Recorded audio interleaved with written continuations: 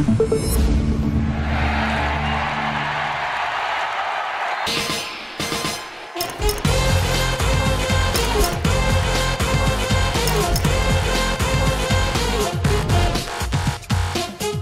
to Talkin' Bout Sports, the Carolina's #1 podcast. We're #1 because you make us #1. We're here with an all-star panel back from a tour of Europe, Scandinavia, and the subcontinent, who spans the globe more than Jim McKay, John Tobias, JT on assignment, always it seems. Mountaineer Mike Freer, the world be freer, and Reggie Walker, the pride of Penn State. Guys, it's Winter Olympic time. I'm kind of into this, JT. I was just telling you, I like the biathlon. My good friend Atlanta Myers-Taylor, son of former Navy running back Eddie Myers, is a driver for the women's bobsled. I like how you name dropped just now. My friend Katie Uleander, whose dad pitched for the Cincinnati Reds in the 70s, she's on the skeleton. She's a skeleton racer for the U.S. Lots of stuff going on. What's his name? The Killer Tomato, Shaun White's involved. So what you taking a lot of stuff away from this? I really like the Olympics. Now, to be honest with you, full disclosure, I like the Summer Olympics more so. I didn't ask you to choose. I'm saying you like the Olympics, period. All right. I like the summer and winter, but I like the winter. We're talking the winter. All right. As I was saying, full disclosure, I like Summer Olympics better than the Winter Olympics. But with that being said, I like the wrestling in summer. but with that being said, in terms of the Winter Olympics, like cold weather? I think that it's really good. I think it's going really well with the United States. You say what? What do you need? You say, oh, you need your pen. Okay. You steal his pen? I did hijack his pen. I gave him a pen earlier. But you know, the one thing I've noticed in terms of like endorsements, because if you think about it, it seems like a lot of summer Olympians get more notoriety and endorsements more so than the Winter Olympics. But I'm starting to think twice about that, because I was looking at Business Insider in terms of like the net worth. Like Chloe Kim is considered to be like the next big thing in terms of Winter Olympics. But Lindsey Vonn, her net worth is $3 million. Shaun White, who Kev was just talking about, he's net worth money. at $40 million. What? Yeah, $40 million. That man get carpal tunnel counting that paper. Yes. I think the X Games, though, I think that's caused the Winter Olympics to become a little more popular than what it was. But my take, I think that it's going really well. Lindsey Vonn dated Tiger Woods. That's why she's making money. See, you said that, not me. I think she's got skill. I don't think so. I think she's a has-been. But I want her to win gold. I'm kind of with you, JT. I'm not into the Winter Olympics. Here's the bottom line for me as I see the Winter Olympics on TV above my face right now. It's cold. I don't do cold. So I got nothing for the Winter Olympic athletes. I give them credit. Are you saying not many brothers at the Winter Olympics? JT, is that what you're saying? Anybody that does any of that skating, listen, they are skating on a blade about that thick. Credit to you, because I ain't trying it. That's all I got for Winter Olympics. Cosign. By the way, Business Insider, how about Atlanta Myers-Taylor? You might watch Atlanta Myers-Taylor. She's on Michelin, Coke, McDonald's. She's on a lot of commercials. You're seeing her, and she's a sister now, and she's a very good Olympic athlete. I believe this is her 3rd or 4th Olympics. Okay. So, and she's making some endorsement money. Okay. JT. All so right. All right. I'm just saying that there is some there. Okay. Much respect. Anybody watched the skeleton last night? That was the first real event I watched last night at the Olympics. I love that was the skeleton. First time I sat down and watched it. It was Mike, would you rather be, and you probably did a lot of this up at West Virginia, did y'all do more luge? Would you rather be on the luge going feet first or be on the skeleton going head first at like 100 miles an hour? Personally, I would be on the luge side, because I don't want to see what's facing me when I'm flying at 75 miles an hour. But that said, watching it last night, that was a lot of fun. That was really enjoyable. Those guys and women are flying in the luge and then the skeleton. It's incredible. That's why I can't rock with the bobsled, though. I can watch bobsleds. Well, you're gonna like Reggie, seeing Atlanta in the women's bobsled team do very well, and Katie Uleander on the women's skeleton will be that's either tonight or tomorrow night. And Jeff Taylor offset, who will be on our NASCAR Shout out to Cool segment. Runnings. Yeah, man. Jamaica, we have our bobsled team. Well, if you own the sled, you can take it with you, I guess. Right, so that's Jeff Taylor offset. He'll be part of our NASCAR panel with Alan Dietz and William Wilson. JT, so you're just not down. You're not even keeping up with the hockey? They don't have NHL guys. Definitely not hockey. Definitely not hockey. You know what? I got no issue with that. Here's the thing, man. Everybody keeps saying, like, Coach K saved the Olympic program for men's basketball. That's not true. The best players decided to play because the best players didn't win before that. I don't want to. I'm not trying to diminish Coach K. He did a great job coaching them, but Are you when all of a disparaging sudden, John Thompson, who didn't win well, as it doesn't coach matter. when the all of a college guys sudden were there? you have the top 40 NBA players in camp. It's not that hard to figure it out. Before that, they had Bobby Knight running off Charles Barkley. I mean, it is what it is. But even still, and I still think if you get college guys that stick around, if you take a bunch of third and fourth year college players over there, you'd probably win more often than not again as well. The reality is, right? I mean, obviously Canada has improved their basketball programs and some of the other countries, but you start thinking about the Argentinas and the Spains of the world. Those great players that they've had are getting a little bit, quote unquote, long in the tooth.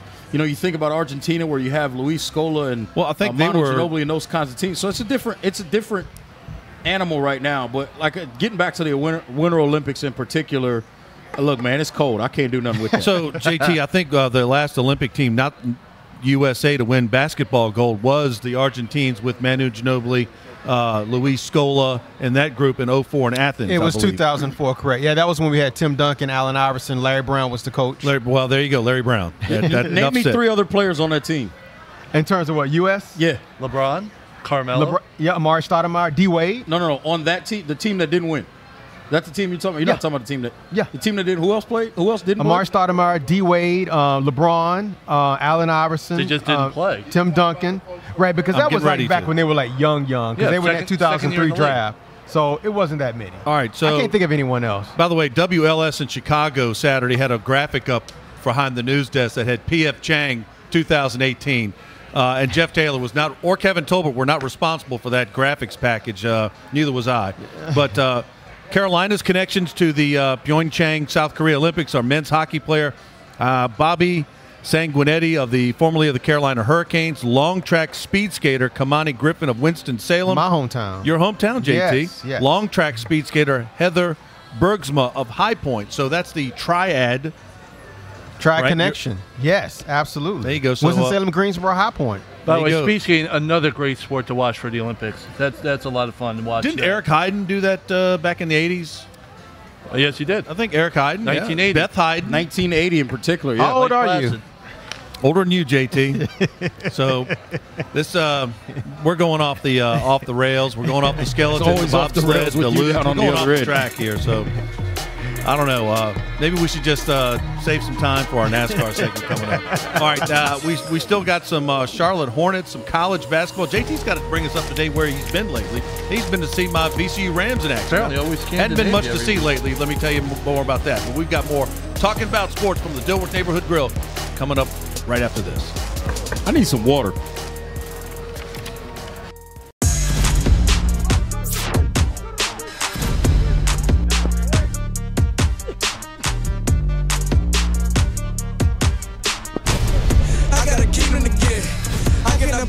You was grind time, yeah. I never switch sides. Worry about me and mine.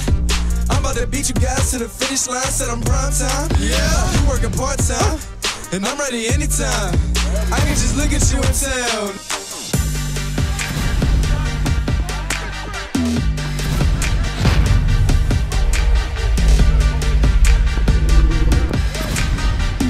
I got a kingdom to get. I cannot put it with you was grind time. Yeah, I never switch sides. Worry about me and mine. I'm about to beat you guys to the finish line. Said I'm prime time. Yeah, you working part time. Welcome back to Talking About Sports from the Dilworth Neighborhood Grille. Senior producer Kevin Tolbert along with JT, John Tobias, Reggie Walker, Mountaineer Mike Freer. Sad news in the real world. A shooting at a high school in Florida. The alma mater of Anthony Rizzo, the Chicago Cubs, who donated $150,000 last year for the women's softball and boys baseball team there. Football coach Aaron Feisen, I hope I'm pronouncing that correctly, was among the dead in the shooting with the 17. Apparently, JT, he shielded someone else, gave his own life for someone else. So that's a real hero. No question Forget about it. These sports guys. No question about it. Going to some gridiron notes, South Carolina ranked 29th heading into the spring practice schedules, which to me are irrelevant. That's Jeff Taylor's son. Is he still in school down there, Jake? Right? Jack. Sophomore? Jack? Okay. He filed for us once. Is he on probation or something? He hadn't filed for us lately. Okay, well, I didn't know Gamecocks had hockey, but Getting off the rails again. what? Club hockey. Oh, okay. All right. As long as he's staying out of the clubs, JT. Jake Bentley looks like a good season. I think they have to get Debo Samuel involved. He got hurt, didn't he, JT? Yes, he did. Yeah. He did, for sure. And I definitely think that he's their best player. And, the thing about it is, Reg and Mike, when he plays, he's very efficient. But the thing about it is, ever since he's been with South Carolina, he has never played more than 10 games in a season. But like I said, when he plays in 18 games, 86 catches, 1,200 yards, 5 TDs. He's had 7 rushing TDs, had 3 kickoff returns for touchdowns. And they had a good season despite him not being there. Yeah, and in order for South Carolina to make that next step to really improve their team, they're going to need – yeah, he's a key. They got to have him healthy. Bentley's a big deal. Their schedule is going to be really interesting for 2018. Georgia's at home. They're in a tough league. Texas A&M is at home. They have to go to Florida. They have to go to Clemson in November. So those are tough games. But no Alabama, no LSU. There's a possibility there for a really good season. They got some tough games, but there's definitely a chance for a really good season. For me, this is what's going to come down to for this football team.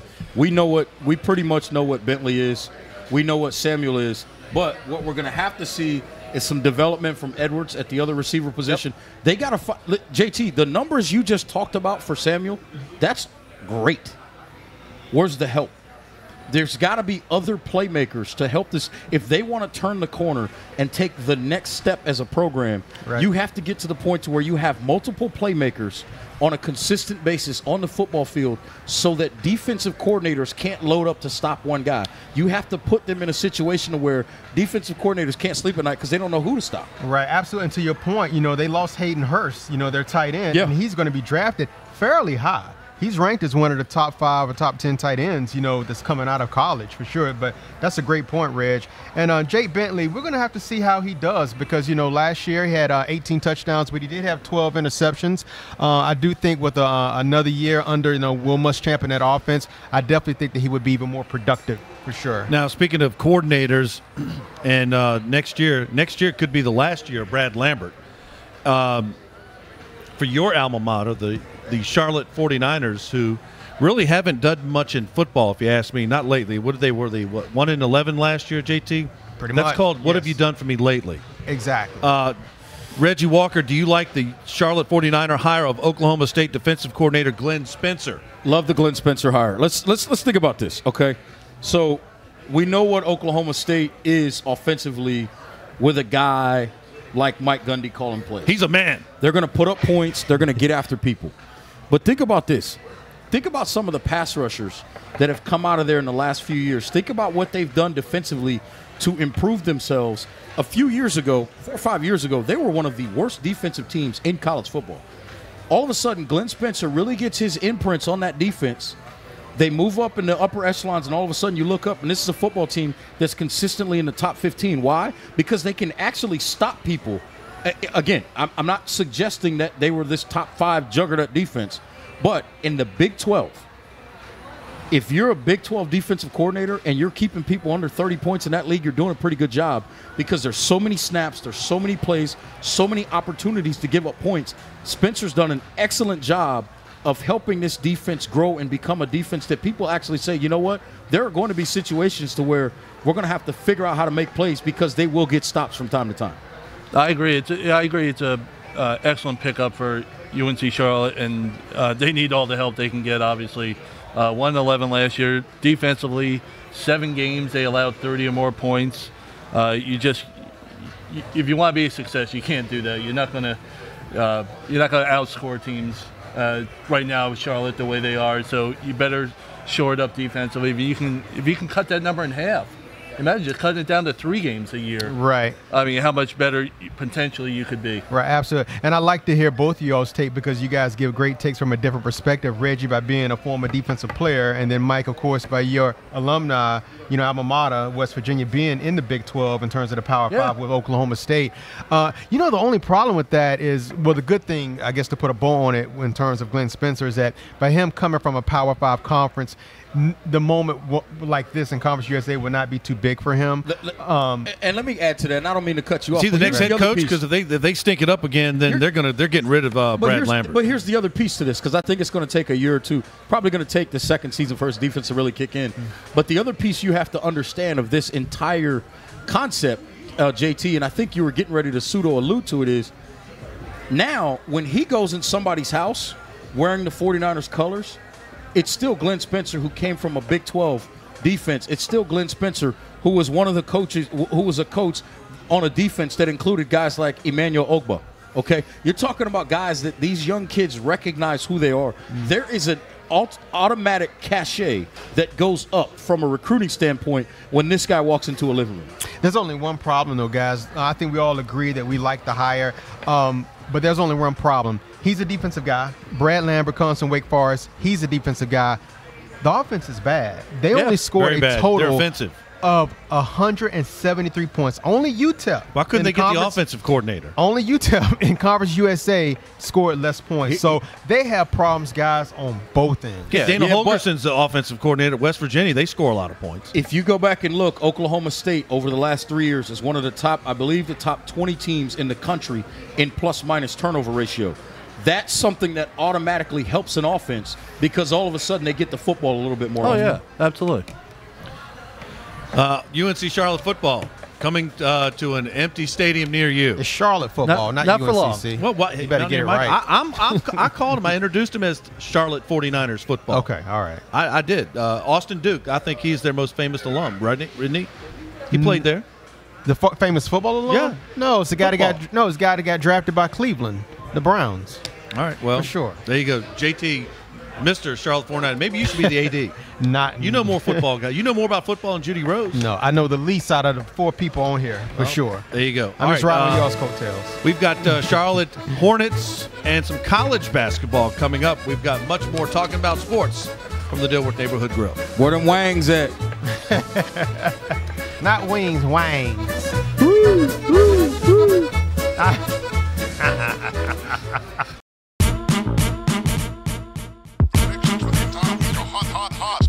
Lick my lips on this one. All week, yeah. All the time. Let's go. It's been sunny all week. The weatherman said today's almost gonna be as hot as this beat. Plus the words that I speak. I got out of the shower, hit the barbershop from Garden to Sea. They talking about the game from last night and placing bets on who gon' win tonight's fight. I got out of the chair fresh to death. Look down, check my phone, cause I just got a text. My man's at the car wash, so it's gonna be on tonight. There's a party, and it's gonna be tight. I ain't gotta be told twice. Went and got me some rest, cause it's gonna be one of those nights. Can already see it. Text again, said you saw one I slept on and a best friend. When the sun's bright and the wind don't blow, you really hope that tomorrow comes slow. Yeah, I ain't got a care in the world, just got paid. Got the slick shades and the fresh fade. We gon' have a good time, everybody keep it tight. Get right, keep it moving all night. Yeah, get my dance on. Yeah, come on, come on, come on. Yeah, let's go. Check. It's almost 10, the sun's gone, but it's still hot, and my phone's been ringing non-stop. My dog pulled up in the coupe, push the button and there's air where there used to be a sunroof. Yeah, we're stunning hard, switching lanes on the highway. Get to the spot and the line's down the block. Not a problem when you flow like this, dap the bouncer while the valet. Welcome back to Talking About Sports. We're at the Dilworth Neighborhood Grille with our senior producer, Kevin Tolver, Reggie Walker, Mountaineer Mike Freer, John Tobias, JT, and JT Tar Heels Kenny Williams finding his mojo. 56%, if I'm reading this correct, during a 3-game stretch against Duke, NC State, and Notre Dame. They're pretty good. Is North Carolina, have they righted the ship? They've righted the ship, but they're not as good as they were last year, and they're not as good as the year before. I mean, like, let's not forget. They're defending champs. Right. But you asked me, have they righted the ship? But I'm telling you that they have, but they're not. Jersey. Yeah, you know, and they're a blue blood, but they're not as good as last year and the team the year before that. But that being said, they lost a lot, guys. They lost Isaiah Hicks. You know, they lost Kennedy Meeks. They lost Terry Bradley unexpectedly, who ended up leaving to go to the NBA. He's not doing much with the Jazz now, but give him a chance. That's usually what happens. Right. But Kenny Williams has been doing well, and it's a coincidence in terms of the last 3 games with the stat, how well he's been doing. They've also won 4 games in a row. So I don't think that there is any coincidence. And previous to that, they had lost 3 games in a row. All right, well, so it's become an JT, you integral were part. on assignment at the Richmond VCU game, which was not good for my VCU Rams last week. While we made North Carolina Duke predictions, Reggie Walker, I think, predicted a Duke win by double digits. Yeah, I did. I think Buck predicted Duke as well. I think Mountaineer Mike and I are the only guys that picked the home team. You know, I last think you're week. right. What, over Carolina? Shout out to Mike Freer. We picked the Shout home out to- team, North Carolina, last Shout out week. to Mountaineer Mike because he's generally right. A That's blind 2 squirrel weeks in a gets a row. nut every now and then, Big Or as he Kev. said, a broken clock's twice. A broken right clock twice is a day. right twice a year or twice a day. That's you, Big Kev. My man there Freer you go. gets it done regularly, but I'll say it like this. I was wrong. I can accept that. Say something else. But when you really look at this North Carolina offense, this North Carolina basketball team, let's look at who is helping them become successful right now. And you look at it, it's 4 guys that are doing Sean May, the bulk of the work. Hubert Davis.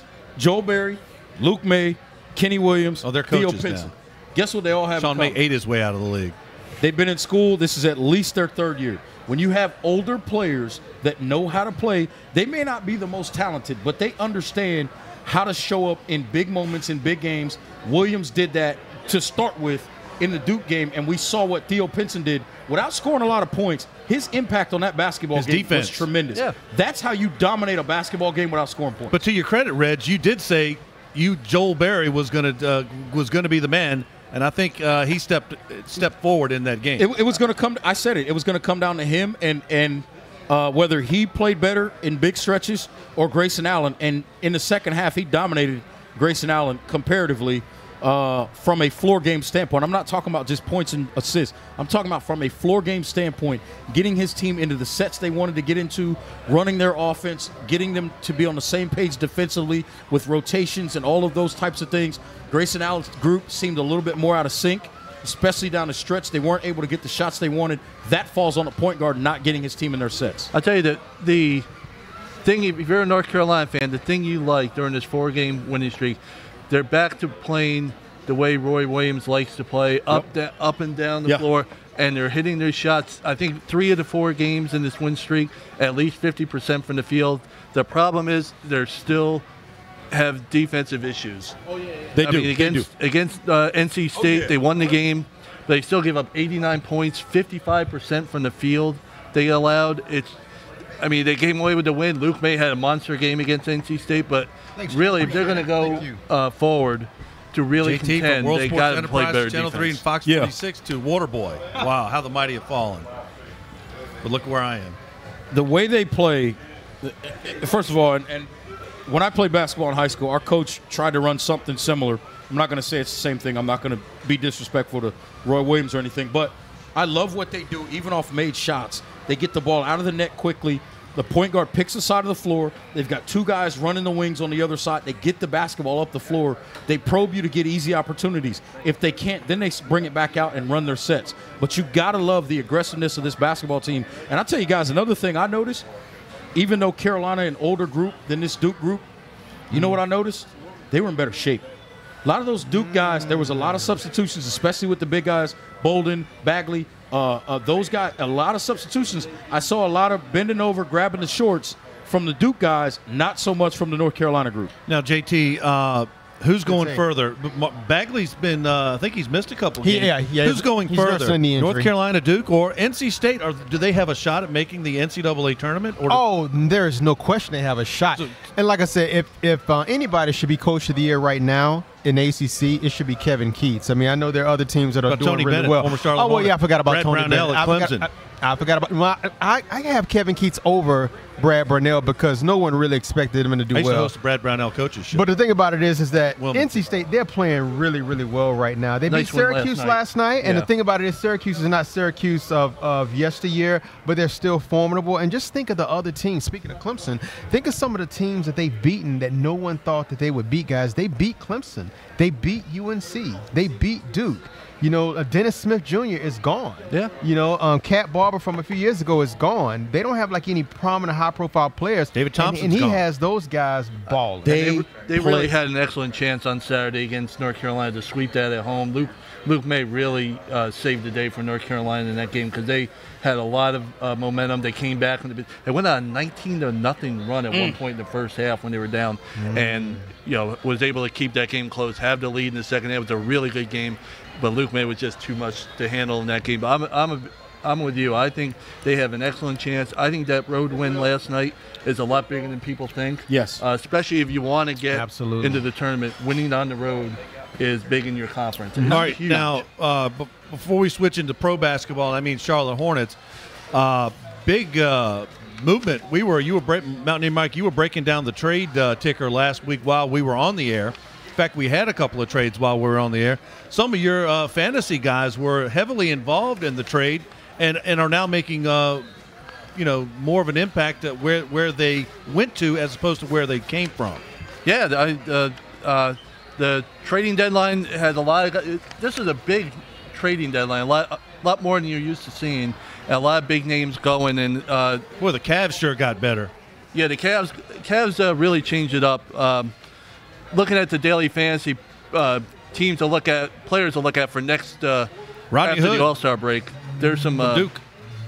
There's some good players to look at that were traded. One of the guys I focused on for the guards is Elfrid Payton, who's now with Phoenix. Now that Booker's back for them, that's a pretty good backcourt. He should have some good value there. It's only about $7,000 on your daily fantasy budget. He needs to go holler at my barber, though. No, that part's true. Shout out to Blaze Barbershop. Love y'all. The guy got traded to Lakers from the Cavs, Isaiah Thomas, who got thrown out last night after about a half. That was productive.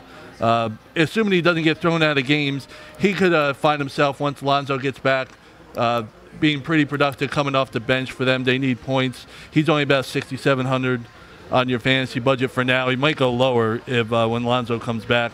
And one guy to think about who's on the Cavs, like you mentioned, George Hill is going to be starting for them. Now, going from Sacramento when he was being a mentor to being a starter, he only costs about $4,800, so he could actually have some value for your teams if you're looking for somebody. Love George Hill. I love him too. Always been a really good, solid NBA player. I love him too. For the forwards, the guy who was traded right before the deadline, Blake Griffin, he's having a good impact on the Pistons so far. Not a good home front, though, for Blake Griffin. No, he's having some issues there. But on the court, he's been really good for the Pistons, and they're trying to make a late push for the playoffs. Nikola Mirotic. Excuse me. He can't fight. Big fella. He gets knocked out a lot. So $7,000 on your daily fantasy budget. He's been great for the Pelicans since he came there. Really good another big night last night. He's been really solid, and they're going to need him with Cousins out. He's going to get a lot of production. And another guy, Tobias Harris, who went to the Clippers. Not John Tobias Harris. No, not John Tobias. Got way more money than me. Doesn't cost you a whole lot, but he's getting you about 30 fantasy points a night. Only $6,100 on your budget. So he's a guy on the Clippers. They're starting to play better, and he's a reason why they're playing better. All right. Well, before we're going to break this segment up, and we're going to talk some Hornets next. But as Reggie Walker pointed out last week, in order to run your mouth, you got to be productive. And so far, Isaiah Thomas has not been productive. So according to, if I'm paraphrasing correctly, Reggie Walker says Isaiah Thomas needs to keep his mouth shut. No, that's real. That's accurate. I'm with that. There you go. So you were giving me some static before the show about how I may have been inaccurate. All right, I'm just telling you what Reggie said. Well, come on, Kev. Yeah, we call you the truth, but you like to chirp a little bit now. I'm just pointing out what others are saying. That's what I'm here. I'm an assist man. I didn't say everything you chirp about is the truth, but we do call you the truth. That's all right. You can see me in the parking lot after the show. Everybody, anytime, Thursday at 12:30, 45 minutes later, I'm in the parking lot of the Dilworth Neighborhood Grille. We got Hornets and we've got Daytona 500 to talk about. We're here at the Dilworth Neighborhood Grille. This is Talking About Sports.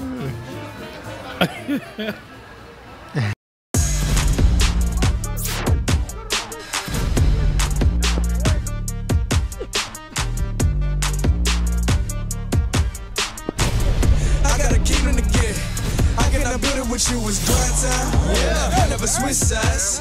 Worry about me and mine. I'm about to beat you guys to the finish line. Said I'm prime time. Yeah, you working part time, and I'm ready anytime. I can just look at you in town.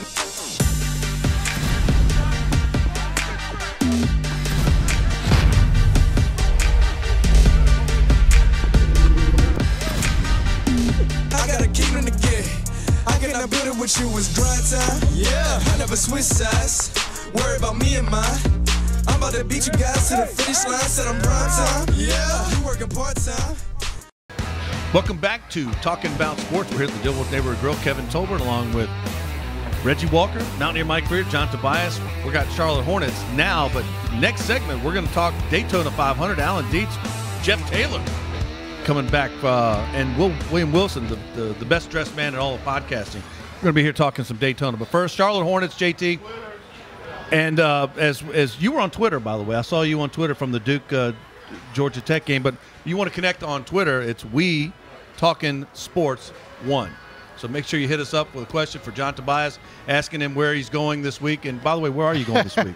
Where am I going? I'm going to Radford tonight for Big South. Tomorrow I'm doing lacrosse. I like lacrosse. Denver at Duke. And Duke lacrosse, those guys know how to party. Yeah, I know. Hey, Saturday. I'm just saying, easy. They have a good time. Saturday man. I'm at South Carolina, and Sunday you can see women's Jeff's hoops son, at NC Jack, State. right? Your son Jack. Down there. I may run into him. I may. I don't know what he looks like though, but I mean, he better tell you where the good food is at. You got to eat. All right, I don't care. When you travel, you got to find the right food. True. JT, the Charlotte Hornets are not taking your advice. They're up and down instead of being down. You got to get real bad to get good. And they're not doing it. Kemba Walker is playing very good basketball. So is Dwight Howard, as you point out every week. Yes. But they don't have much help other than those guys.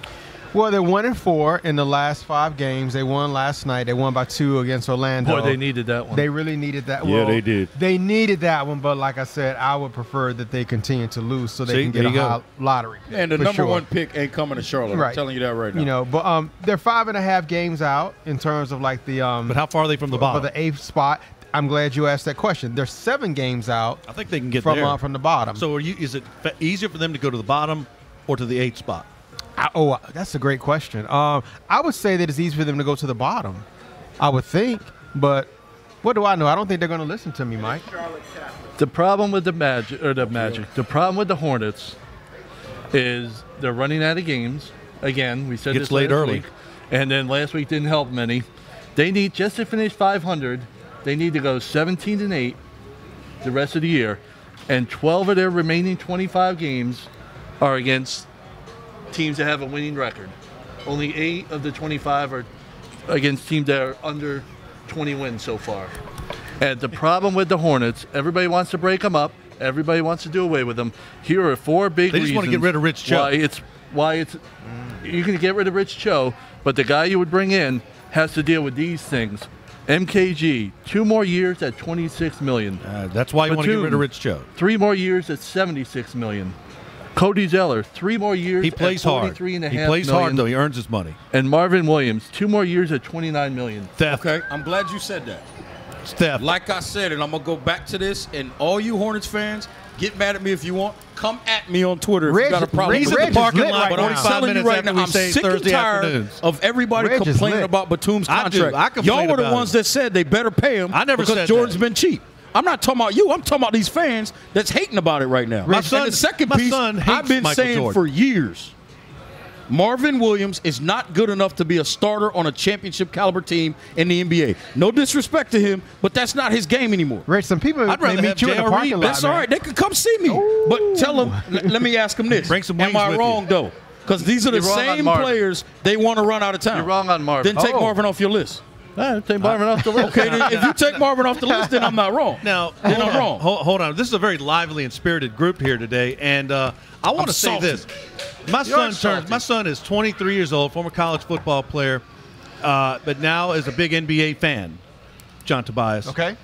He doesn't know Michael Jordan, the North Carolina basketball player, even though he loves North Carolina Tar Heels. Most people don't. He doesn't remember Michael Jordan, the Chicago Bull, and we all can hope to forget the Washington Wizard. Okay. He sees Michael Jordan as the owner of the Charlotte Hornets, and he says he's cheap. He doesn't give good talent. But I point to, as Reggie Walker points out, bad contracts to Marvin Williams and Rich Cho. So, I mean, what do you say, guys? He's cheap and he's not paying guys, or has he just got a jabroni like Rich Cho? No, they being picked GM? the wrong guys. That's that the problem. happens. And it happens once, you're okay. It happens 3-4 times, that's a problem. Well, I don't disagree with that. But at the same time, let me ask you this. Let me ask you this. Because you've lived here and we worked together. Yeah. And we talked about this a couple of years ago with the Batum contract. Yeah.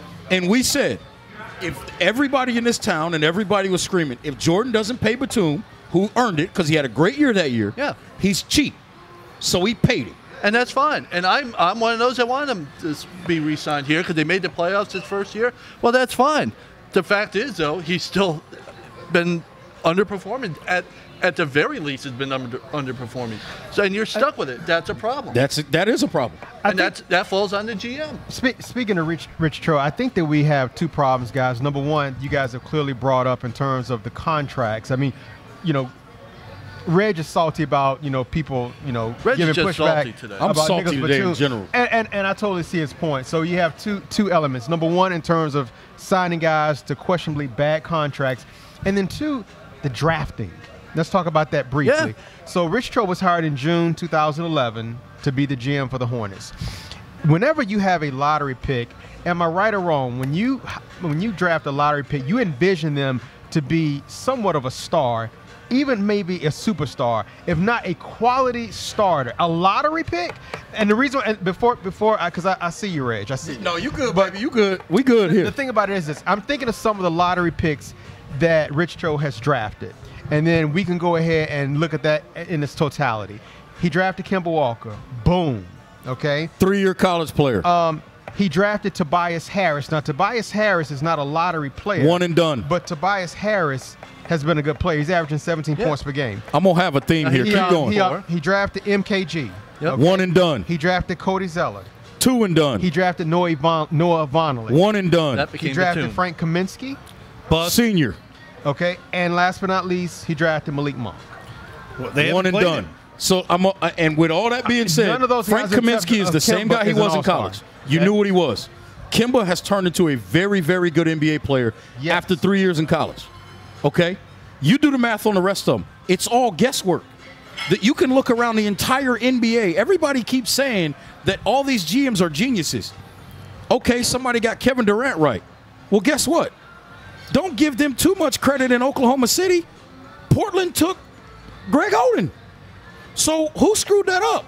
And who's a genius? Portland allowed Oklahoma City, at that time Seattle, to be a genius. Somebody got Donovan Mitchell, right? Somebody got 3-year college player. I'm just saying. You know what I've been saying for the longest time. Pick a guy who you know who he is as opposed to trying to pick a guy who you think might become something. That makes no sense. And that's why you got so many bad contracts in the NBA. That's the NBA is built on, it's two things right now. It's interns and executives. And the interns are the rookies, one-and-done type of players on rookie contracts. And then everybody gets a max contract or they're on their way out of the league. That's interns fine. and executives. That's the problem. And that's fine. But who takes the fall for it then? You and I are fans. We're all listen, fans. Here's my answer to that. If, let's say the Hornets have a top 5 pick and they know. They will. Let's just say, for instance, I'll use this as an example. Okay. Let's say they have a top 5 pick. We know what, insert a name here. We know how good Joel Berry's been in his career, right? We know how good he's been. If they pick him as opposed to a guy like a Bagley, what's going to be the response? People are going to be mad. That's DJ Augustin instead of Robin Lopez. But what if Bagley turns out to be an average, at best, NBA player? Is it really that bad of a pick?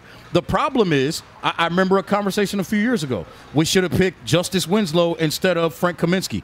Last time I checked, Justice Winslow ain't blowing the top off of Dade County down there. No, I agree. Wade County. He's a good point. player. It's Wade County. All right. A quick thought before we break for our Daytona segment. Reggie, down the line.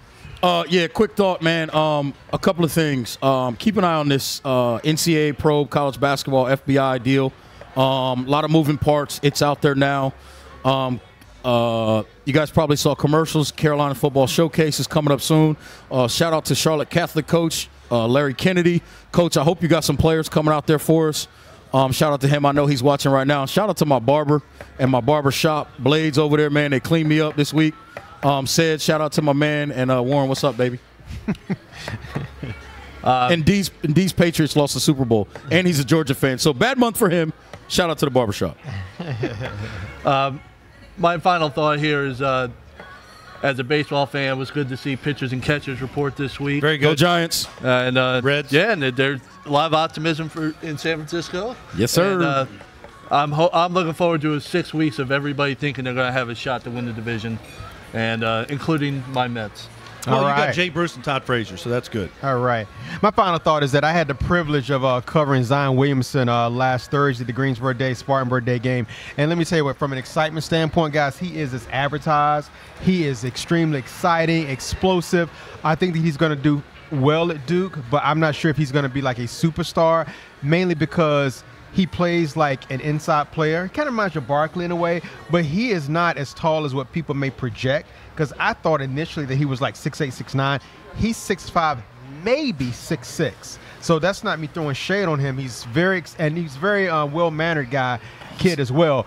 But I think he's going to do well at Duke. But in terms of him being like an all-star, once-in-a-generation player, I don't see that. But go check him out. Isn't he listed at like 270 pounds? And that's a little bit concerning. That's a little bit concerning for me. He's a big boy.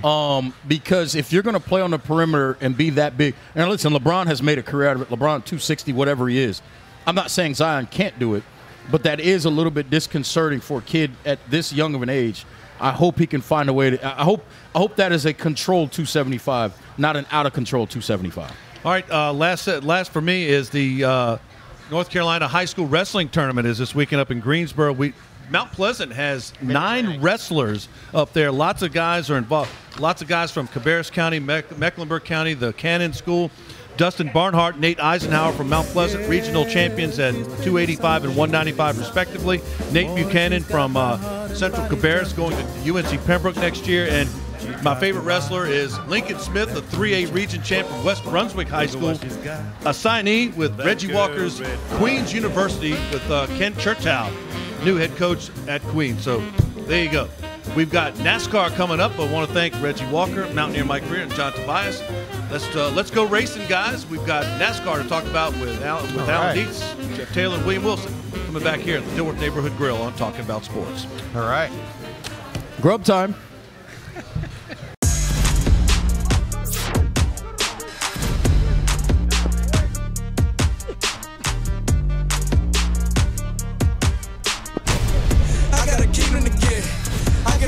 With you was grind time. Yeah, I never switch sides. Worry about me and mine. I'm about to beat you guys to the finish line. Said I'm prime time. Yeah, you working part time, and I'm ready anytime. I can just look at you and tell.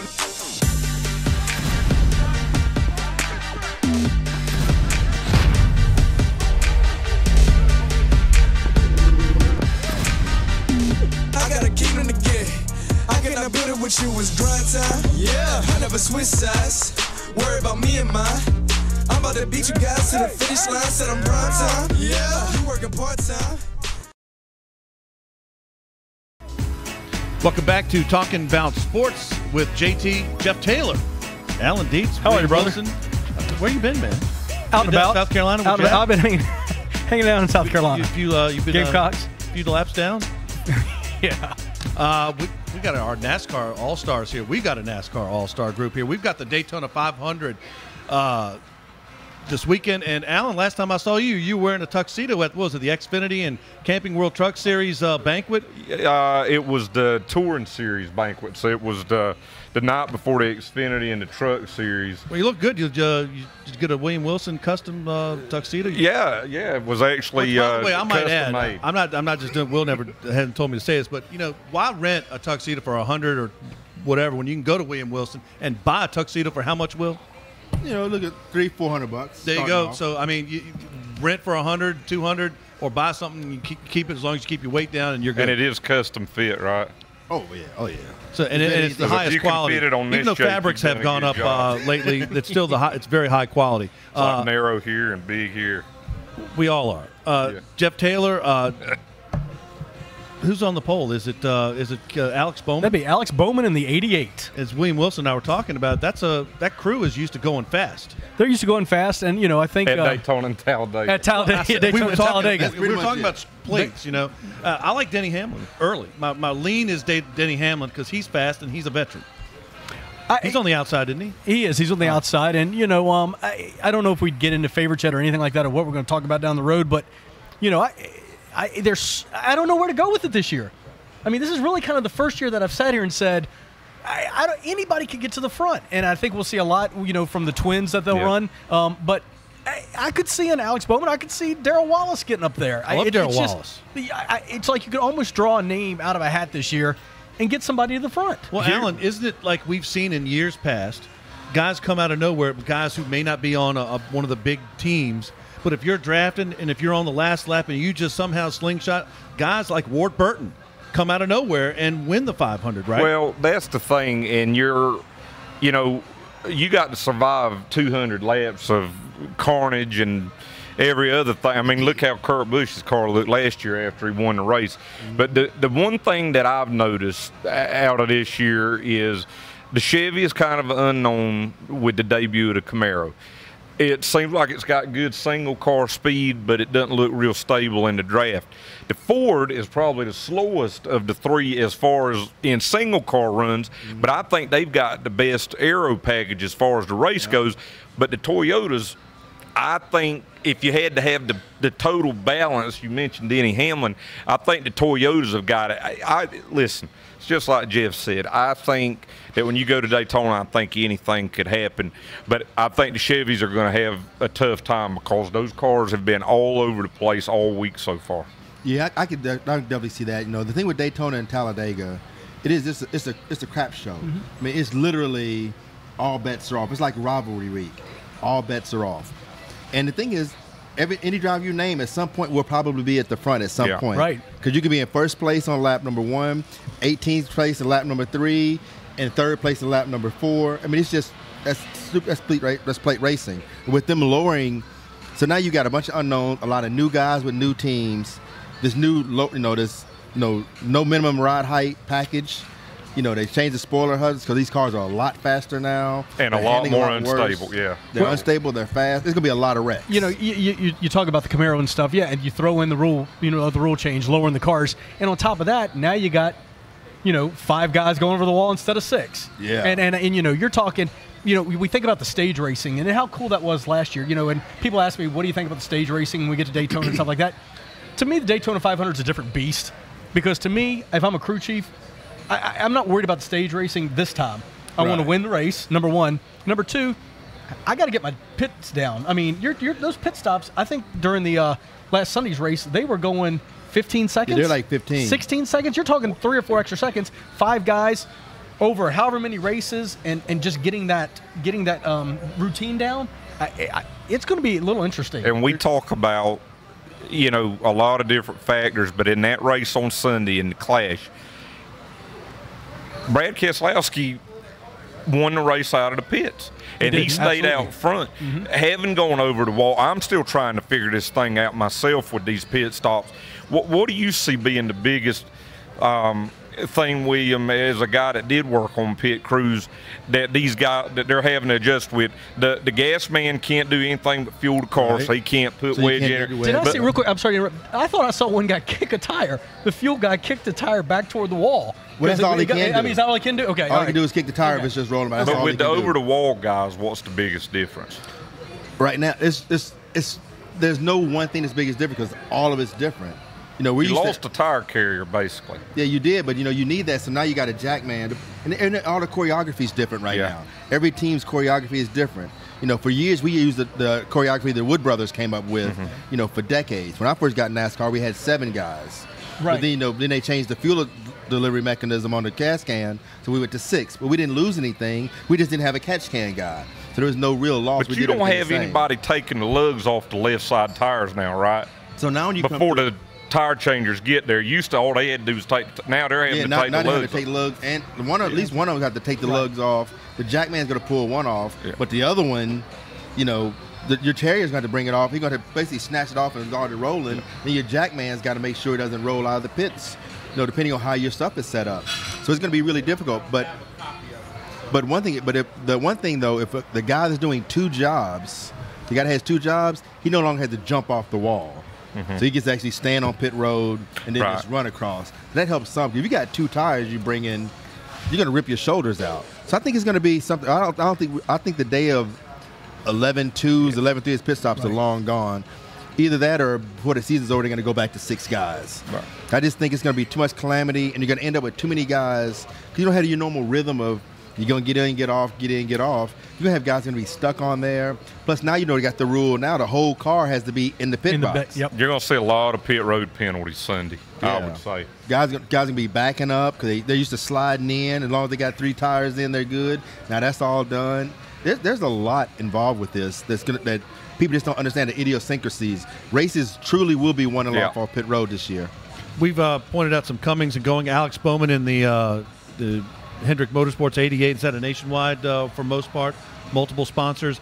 Eric Amarola no longer with Richard Petty Motorsports. He's in the 10 Stuart Haas car. Bubba Wallace goes to the 43, which is my car growing up with Richard Petty. Eric Jones in for Matt Kenseth in the 20 Joe Gibbs Racing. Ryan Blaney in the Penske third car, number 12. No longer a number 77. That charter sold to JTG Doherty Racing to keep Chris Buescher alive in the series. And Jeff Taylor, Danica Patrick still riding, so to speak. She's going to be in the Daytona 500 and the Indy 500, and also dating Aaron Rodgers these days. That's from what I'm hearing. Yeah, I'm not too up on that, so I'll stick with the racing part. She just announced the ride with Ed Carpenter for the Indy 500, so she's basically got what she wanted to do, this year. She wants to run Daytona and she wants to run Indy, and God bless her, I love her to death. I think she was great for the sport, and she's still great for racing. And expect to see her in the mix on Sunday for the 500. I think that she's got. She was on the pole once, wasn't she? Yeah, the first time she went out. Premier Motorsports, is that who she's running for? Yeah. They've got a good team. They've got a solid team. She can run it, up front, and then in Indy, her eyes finish in Indy's third. So, who knows what she can do at Indy? But I think she'll be. You'll see her in Daytona, and you'll see her up front. Well, I mean, she won I think she won a weather race or something like this. So actually, she won a race. Right, with Indy, in Japan, on the circuit there. But her highest in the States may be a third. But you got to remember, she's winning the Indy 500. She just ran out of gas. Right, with 7 to go. You're right. Yep. So she can drive. I think she's better suited for IndyCar racing anyway. As a TV commentator, possibly? No, I mean she can drive. She can race drive. car. No, I mean after she later finishes on driving. I don't know. I think she's done. I think she's going to stick with her yoga and health foods, and that seems to be her passion Aaron right Rodgers, now. I would recommend that. He's getting ready to get paid. I will tell you that to disagree with Jeff just a little bit. First off, I think she'll wreck Sunday. Me and my kids already got a bet about that. And it's a pretty safe bet based on what she's done. Where, Concord Motorsports Park? Huh? Is she at Concord Motorsports Park? No, she definitely couldn't handle that. But I can tell you that South Boston? If she would have stuck with IndyCar, I think she would have had more success. I don't think the stock car experiment was good for women in racing because I think it fed some of those stereotypes that they can't drive race cars.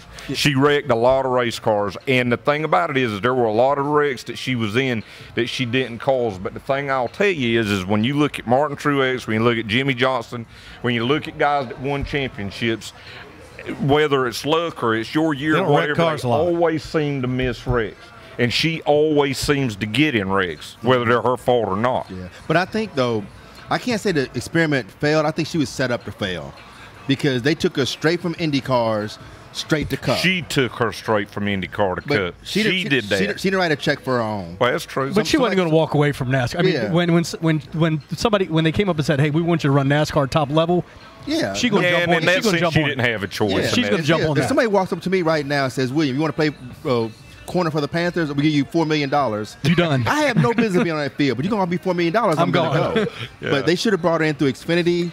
Let her learn her way around. Let her learn how to avoid wrecks. Let her learn how to race the car. Jimmy Johnson, let's not forget, when Jimmy Johnson was in Busch Series, because Busch Series at the time, he was garbage. Yeah, he was. He wrecked more cars. He wrecked just like Danica did all the time. Rambo Liberati told me on pit road, I can't set a car up he can't wreck.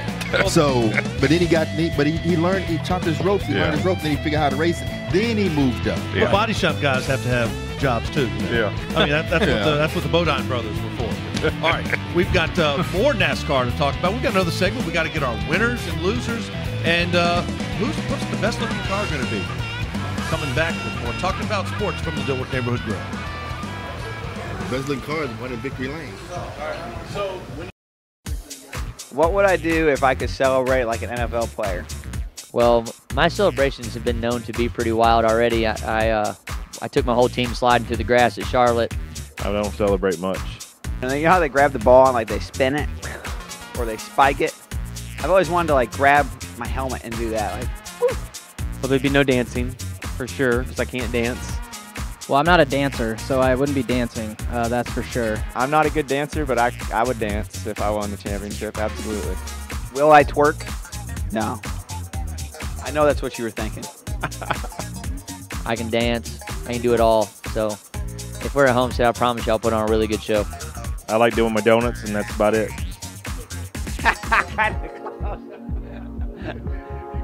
Well, I mean, the biggest celebration is the smoky burnouts and just wearing out the tires, creating as much smoke as possible. DW used to do the icky shuffle, and then he'd grab the helmet and he'd do like one of these. And we're okay with that.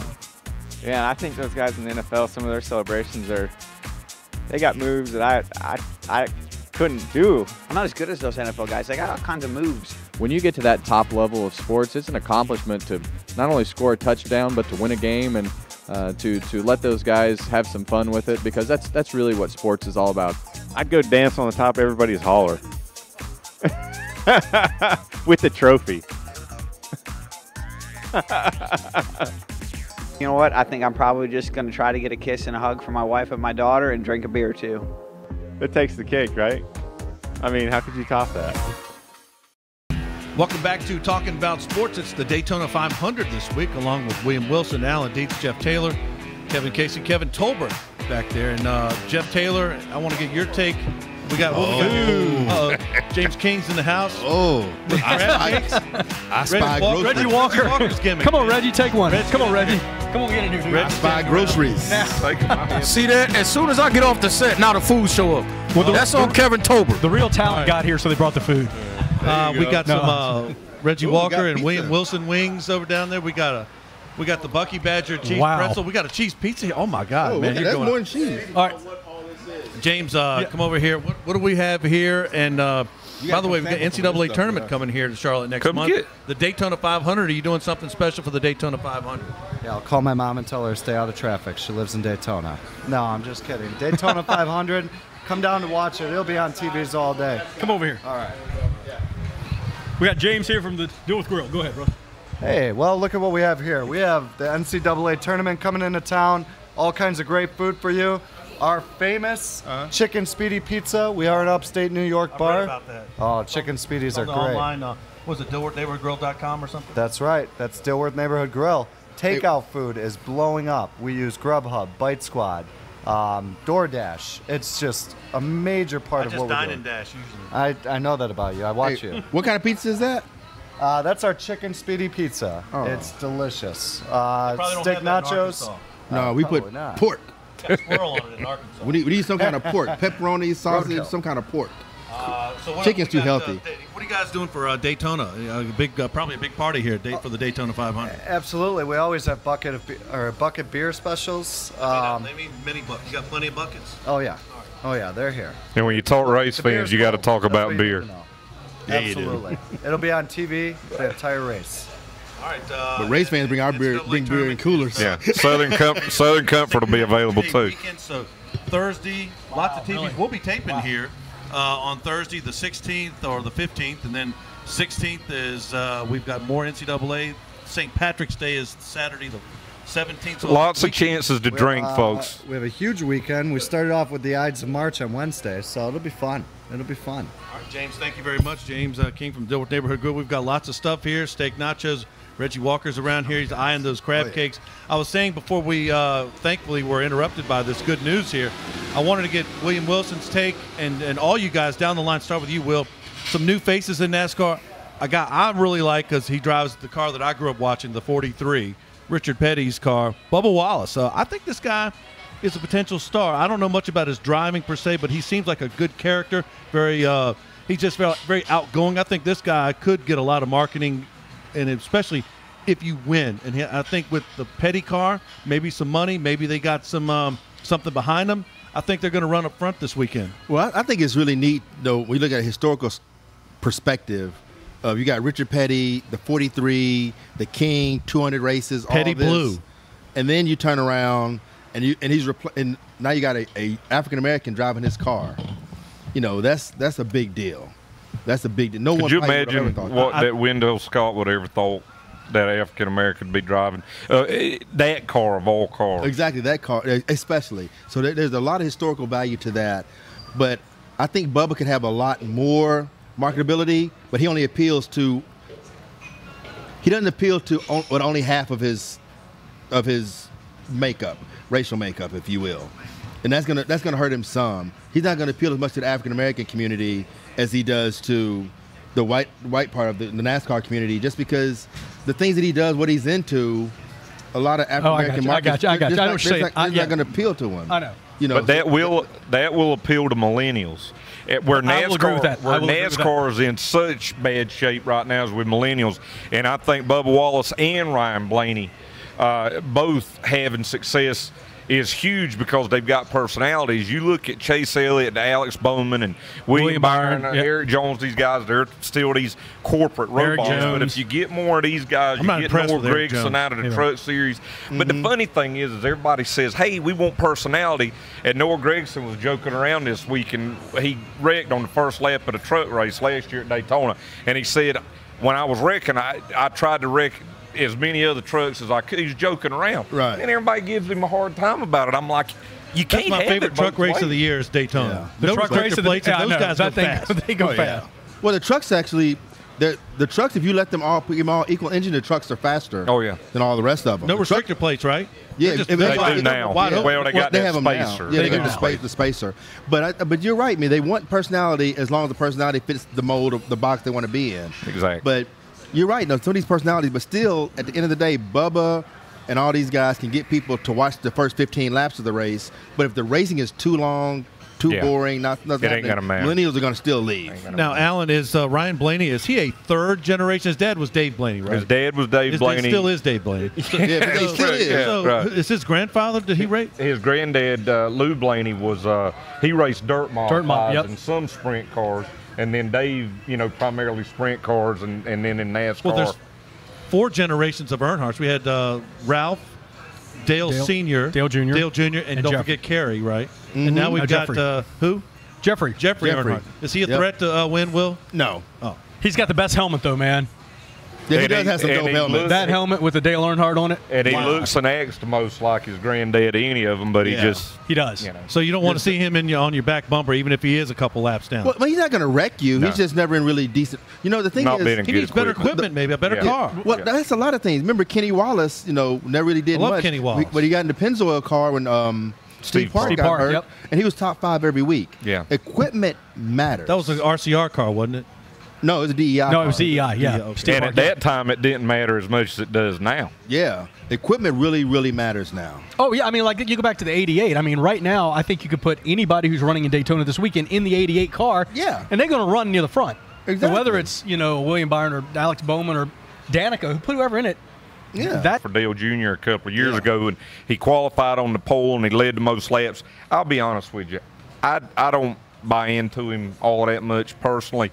And the one thing that I will tell you about that list of drivers that Kevin went down is the reason Matt Kenseth's not racing this year is because he was looking for $4 or $5 million a year to race. Whereas these guys, I don't even know if Alex Bowman and William Byron and these guys are getting $1 million a year. The days of these big contracts are over, and it's going to be on that next generation of drivers, Kyle Busch and Denny Hamlin and these guys, to decide, all right, do I want to take less money and keep racing? Because those days of getting $5 million a year, I don't care who you are, except maybe Jimmy Johnson, who's going to retire at the end of his contract probably.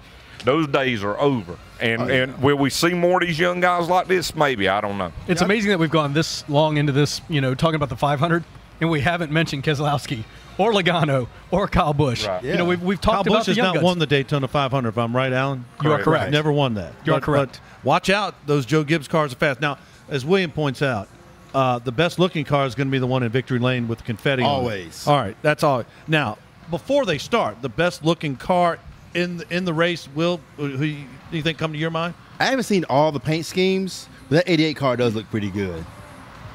It's up front. Well, that always helps too. Yeah. Alan, who you got? I was a huge Awesome Bill fan, so I love seeing that number 9 back out there. All right.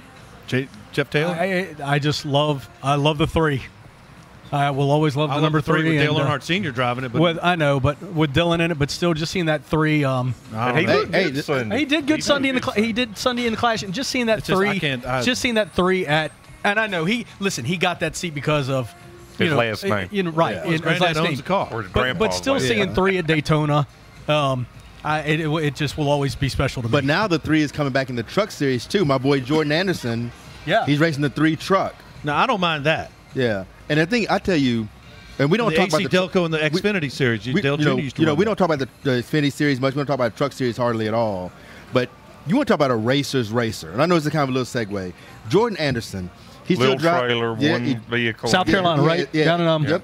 He moved. He got a new shop now. His shop's up at Statesville now. Oh, he moved. Okay, he moved. He's up there now. They got 4 trucks now. They drive their own car. He drives the truck to all the races in the back of a hauler. That's old school, man. It's old school. That is old school. And I toured his shop in South Carolina, and I was so amazed because there was literally like 2 guys, 3 guys in the shop. Yeah, that was it. And he's got some support this year, some more sponsor support. Right. Yeah. And it's something you'll hear more about, I think, as the years go by. They have used sort of a spec engine, an Ilmore engine in ARCA the last few years, and they're going to do that in the truck series this year. And I think that's going to really make a lot more teams competitive. Maybe not this year, but as it evolves. I totally agree because the engine thing, even when you lease the engines, you're leasing their C engines unless you got a lot of money. So this Elmore engine is going to help a lot in that aspect. And even what do they call it? The sealed engines. The 13 sealed engines in NASCAR is going to help do some things competitive because they've got to do something to give more people a chance to win. I always like the Interstate Batteries car. Joe Gibbs Racing, Ronaldo Wynn, our good friend over there. And anytime you have a Joe Gibbs car, hail to the Redskins. You're really you're doing hell something with good. The Redskins. And but I always love seeing the Interstate Battery. That's Kyle Busch's, to me, my favorite car he drives is the Interstate Battery car. But I got to go with JTG Racing. Anything that my good friend Kevin Tolbert and I, Gib Miller, is in charge of putting together, either the 47 of A.J. Allmendinger or the 37 of now Chris Buescher, those cars always, to me, look best on the track. And they look better this year. The paint schemes are actually pretty stout. It's Hopefully similar, they'll front but more this year. Yeah. But they will. I think they will. But and by the way, the standing invite's still open for any of us to go up and tour the shop. I know Will wanted to go up there. Yeah, I'm going to go there next week. Okay. All right, winners, and give me your winner and a surprise, a guy who could come out of nowhere and maybe take it. We're changing the finish here. We're gonna call an audible. We're calling an audible. We'll get our winners after our surprise after we come back. We're talking about sports from the Dilworth Neighborhood Grille.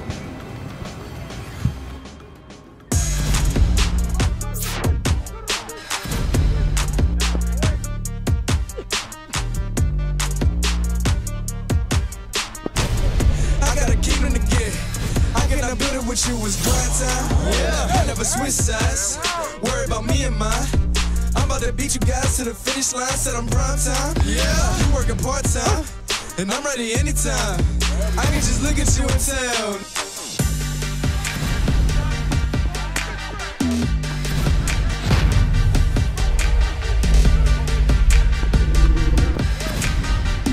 I got a key in the gate.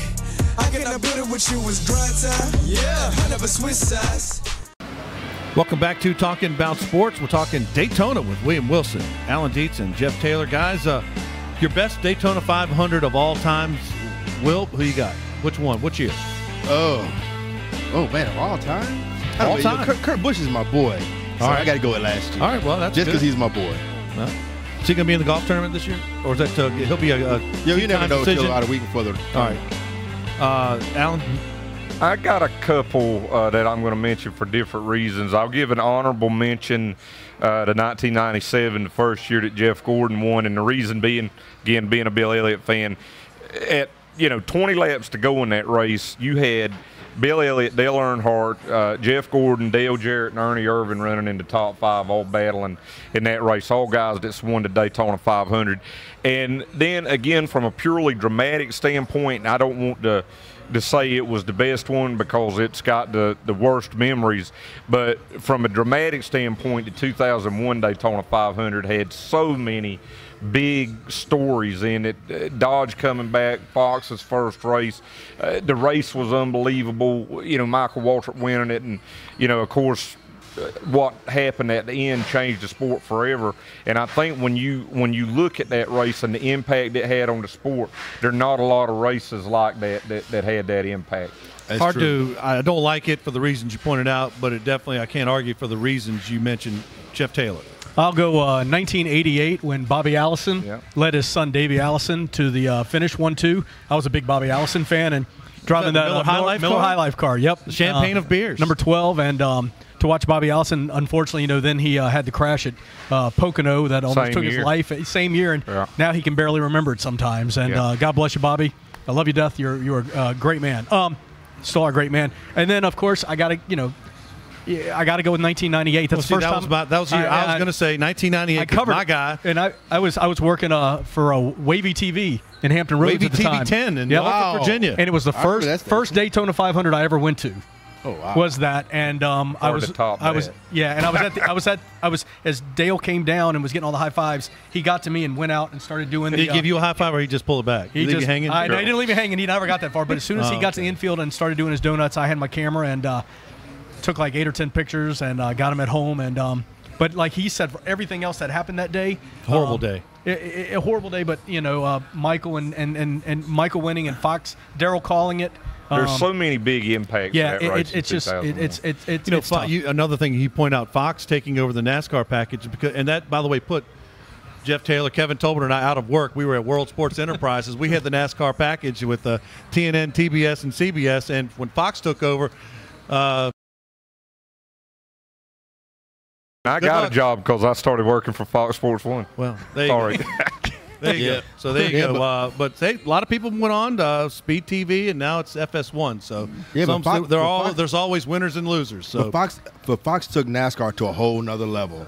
It took the package, the way they would show the graphics and stuff. They explained like travel and the spring rubbers, wedges, track bar travel, all this stuff.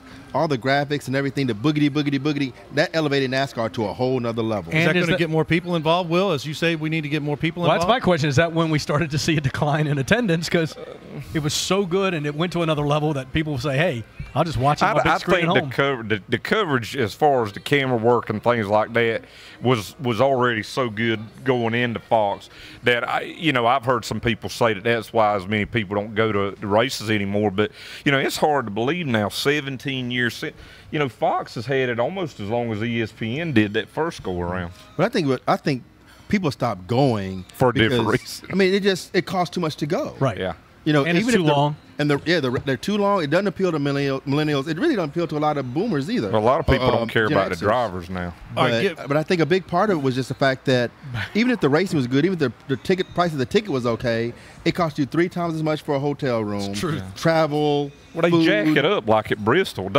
Somebody told me at Daytona, and you had 150,000 people there before they took the seats out. Now there's about 100,000, and a hotel room still costs $900 a night. Absolutely. That's ridiculous. That's crazy. Will, let's start down the line. Give me a winner and maybe someone who could surprise us all, come out of nowhere and possibly win. Well, if I'm going to just go surprise, just go out fully on a limb, I'll say Greg Gaulding, just because he's my guy. I love him. That's my guy. And it would be awesome to see him win that. I would. I'd love to see Greg Gaulding win. But I think, it could be Clint Boyer. I'm going to say Clint Boyer. All right. Why not? Something different. He can win. Alan, who you got? I got 2 limbs and a lock. For Homestead, I think I hit it right on the dot. I got Martin Truex Jr. Oh, you definitely went out on a limb with that. No. Yeah. That was not a limb.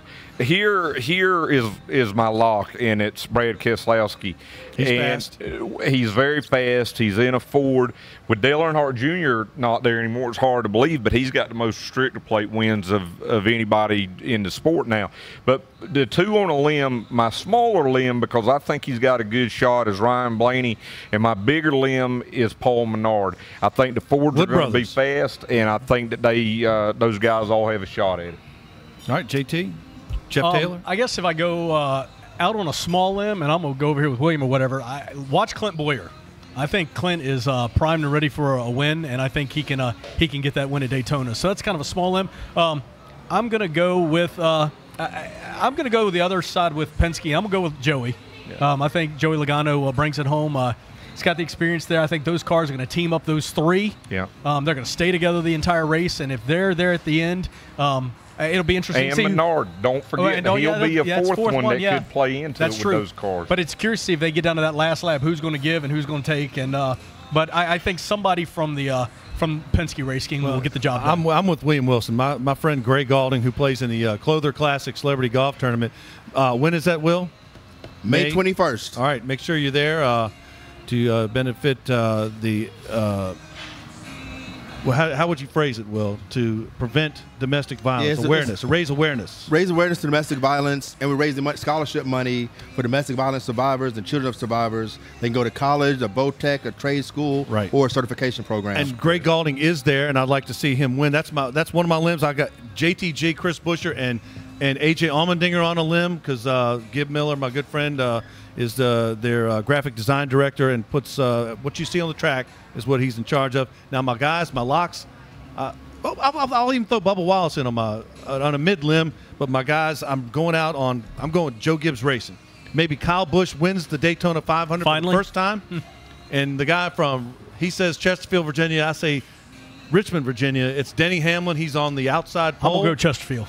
Well, Southside Speedway. You see, I'm from Shout North out to side. Southside Speedway. I'm from North Side. We had Richmond International Raceway. Yeah, I know you did. All right. A mile from where I grew up. Fancy. There you go. So that's going to do it. Will, I got a final thought. Your friend, you got your friend over here, Chiquita Kofer here from come on over from Queens University. He's coming over here, and you got to have a final thought from anything from the Clother Classic down the line or anything? No, but we're just talking about just the Daytona 500. I'm glad racing has started. I had nothing to do on Sundays, so the Daytona 500 coming back makes me feel good. Now I can do something on Sunday until football season happens. All right, Alan, what do you got?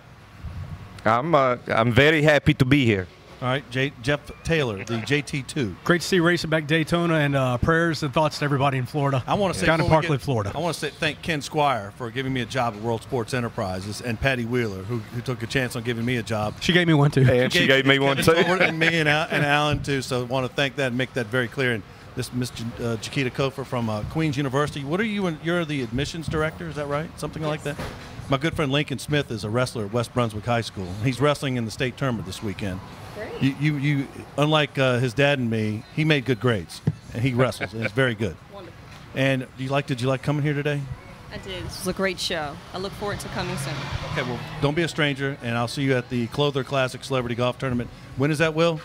May 21st. May 21st. All right. Hey, can I play in that? So come for on, Mike Freer, Mountaineer Mike Freer, Reggie Walker, John Tobias somewhere on assignment, Kevin Tolbert, William Wilson, Alan Dietz, Jeff Taylor, the lovely and talented Chiquita Kofer. I'm Kevin Casey. This has been Talking About Sports from the Dilworth Neighborhood Grille. Goodbye.